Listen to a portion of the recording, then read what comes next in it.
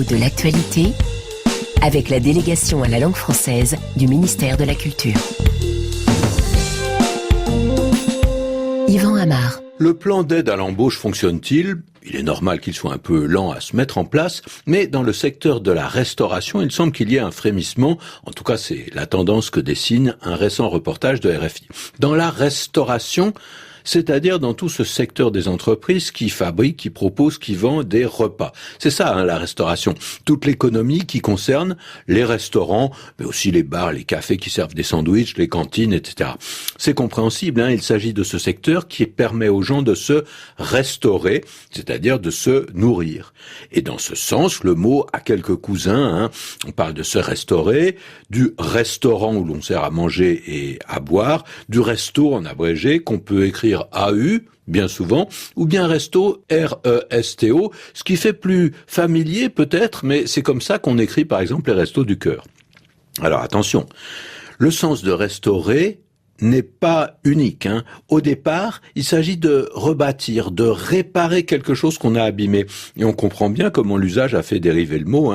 Réparer, donc redonner des forces, donc réalimenter. Le sens s'est affaibli, il est devenu très courant. Il s'est spécialisé dans le vocabulaire de ce genre de service. Mais parallèlement, cette famille de mots s'est développée dans une direction différente. On parle de restauration, par exemple en architecture et en art. Et là, on retrouve le sens de la réparation. On remet en état. On peut même dire qu'on restaure une voiture ancienne, par exemple. Avec cette idée qu'on essaye de retrouver ce qui était l'état d'origine. Il ne s'agit pas uniquement de réhabiliter, un mot qu'on emploie en immobilier, mais de redonner au bâtiment, voire à la mécanique, le fonctionnement qu'il avait au départ. Et souvent aussi l'apparence. Ainsi, on parle de restauration d'œuvres d'art, tableaux, fresques, sculptures. On nettoie mais sans dénaturer pour retrouver les tons d'origine, ou bien alors on en rajoute mais en utilisant les mêmes pigments. On répare un meuble en se servant des techniques d'époque, par exemple. Et puis le mot a eu également un sens historique tout à fait particulier qu'on reconnaît en général grâce à la majuscule. On parle de la première restauration avec un R majuscule, ou bien on parle de la seconde restauration. Il s'agissait alors de restaurer l'ancien régime, la monarchie, c'est-à-dire de tirer un trait sur la Révolution et même sur l'Empire pour retrouver une royauté. Alors la première restauration prend place en avril 1814, à partir du premier exil de Napoléon à l'île d'Elbe. Louis XVIII monte sur le trône, de nouveau les Bourbons sont au pouvoir. L'épisode est interrompu par ce qu'on appelle les 100 jours, bref période où Napoléon revient, ça se termine par Waterloo, et après c'est la seconde restauration. On voit bien dans le choix du mot combien les royalistes souhaitaient indiquer par là qu'il s'agissait d'un retour à un ordre naturel et pratiquement légitime.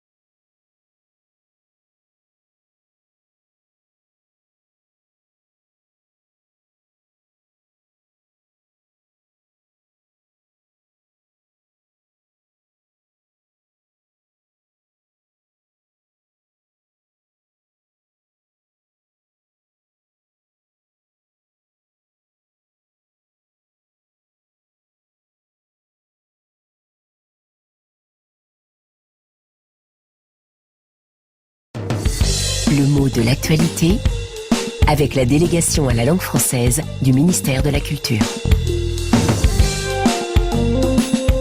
Yvan Amar. Le plan d'aide à l'embauche fonctionne-t-il ? Il est normal qu'il soit un peu lent à se mettre en place, mais dans le secteur de la restauration, il semble qu'il y ait un frémissement. En tout cas, c'est la tendance que dessine un récent reportage de RFI. Dans la restauration, c'est-à-dire dans tout ce secteur des entreprises qui fabriquent, qui proposent, qui vendent des repas. C'est ça, la restauration. Toute l'économie qui concerne les restaurants, mais aussi les bars, les cafés qui servent des sandwichs, les cantines, etc. C'est compréhensible, il s'agit de ce secteur qui permet aux gens de se restaurer, c'est-à-dire de se nourrir.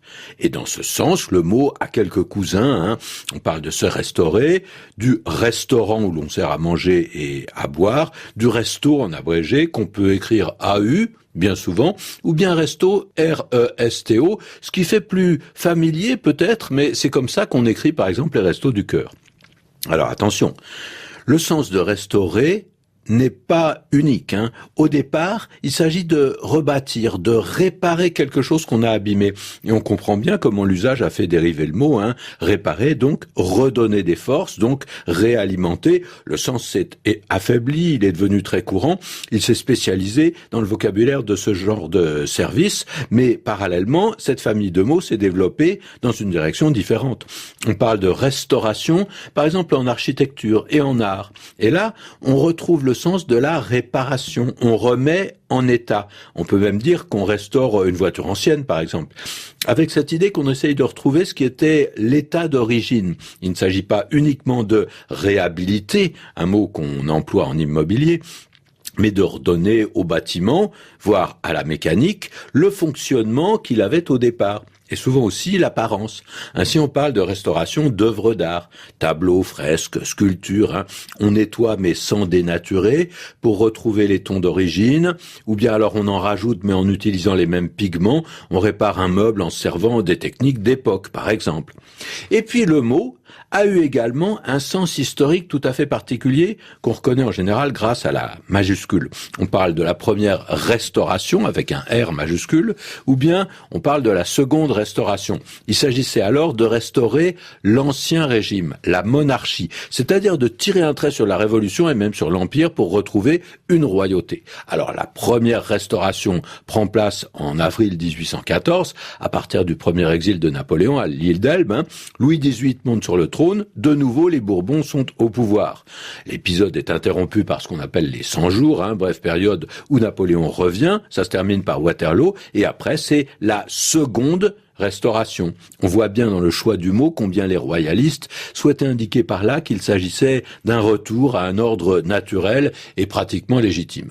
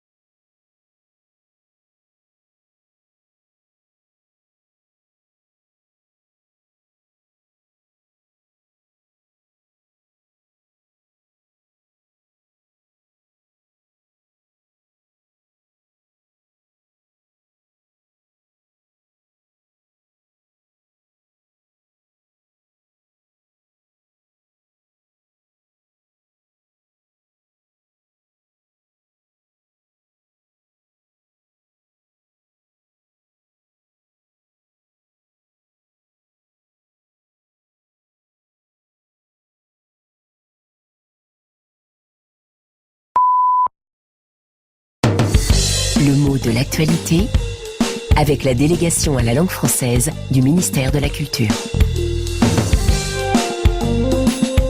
Yvan Amar. Le plan d'aide à l'embauche fonctionne-t-il ? Il est normal qu'il soit un peu lent à se mettre en place, mais dans le secteur de la restauration, il semble qu'il y ait un frémissement. En tout cas, c'est la tendance que dessine un récent reportage de RFI. Dans la restauration, c'est-à-dire dans tout ce secteur des entreprises qui fabriquent, qui proposent, qui vendent des repas. C'est ça, la restauration. Toute l'économie qui concerne les restaurants, mais aussi les bars, les cafés qui servent des sandwichs, les cantines, etc. C'est compréhensible, il s'agit de ce secteur qui permet aux gens de se restaurer, c'est-à-dire de se nourrir. Et dans ce sens, le mot a quelques cousins. On parle de se restaurer, du restaurant où l'on sert à manger et à boire, du resto en abrégé qu'on peut écrire AU, bien souvent, ou bien resto, R-E-S-T-O, ce qui fait plus familier peut-être, mais c'est comme ça qu'on écrit par exemple les restos du cœur. Alors attention, le sens de restaurer n'est pas unique. Au départ, il s'agit de rebâtir, de réparer quelque chose qu'on a abîmé. Et on comprend bien comment l'usage a fait dériver le mot. Réparer, donc redonner des forces, donc réalimenter. Le sens s'est affaibli, il est devenu très courant. Il s'est spécialisé dans le vocabulaire de ce genre de service. Mais parallèlement, cette famille de mots s'est développée dans une direction différente. On parle de restauration, par exemple en architecture et en art. Et là, on retrouve le sens de la réparation. On remet en état. On peut même dire qu'on restaure une voiture ancienne, par exemple.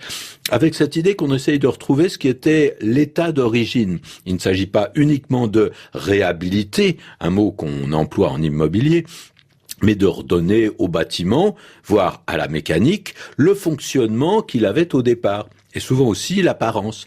Ainsi, on parle de restauration d'œuvres d'art, tableaux, fresques, sculptures.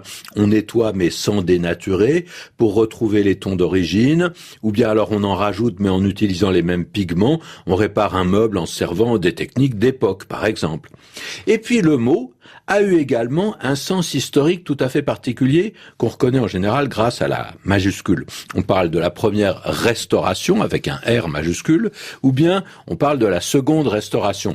Il s'agissait alors de restaurer l'ancien régime, la monarchie, c'est-à-dire de tirer un trait sur la Révolution et même sur l'Empire pour retrouver une royauté. Alors la première restauration prend place en avril 1814, à partir du premier exil de Napoléon à l'île d'Elbe. Louis XVIII monte sur le trône, de nouveau les Bourbons sont au pouvoir. L'épisode est interrompu par ce qu'on appelle les 100 jours, bref période où Napoléon revient, ça se termine par Waterloo, et après c'est la seconde restauration. On voit bien dans le choix du mot combien les royalistes souhaitaient indiquer par là qu'il s'agissait d'un retour à un ordre naturel et pratiquement légitime.